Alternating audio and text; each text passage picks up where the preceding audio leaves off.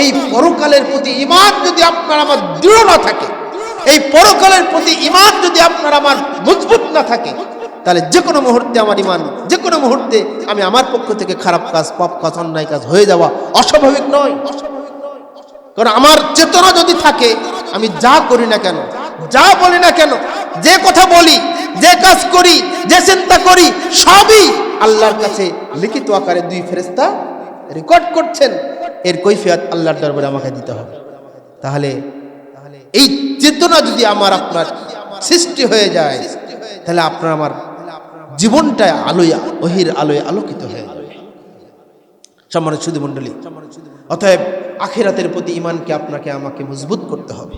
কুরআনুল কারীম এবং রাসূলুল্লাহ সাল্লাল্লাহু আলাইহি ওয়াসাল্লাম এর হাদিসে অসংখ্য জায়গায় স্পেশাল ভাবে দুটি বিষয়কে উল্লেখ করা হয়েছে। কি সেটা? মান কানা ইউমিনু বিল্লাহি ওয়াল ইয়াউমিল আখির, সূরা তালাক 2 নম্বর আয়াত আমি উপস্থাপন করেছি। আল্লাহ তাআলা বলছেন, মান কানা ইউমিনু বিল্লাহি ওয়াল ইয়াউমিল আখির ওয়া মান ইয়াত্তাকিল্লাহু ইয়াজআল লাহু মাখরাজা।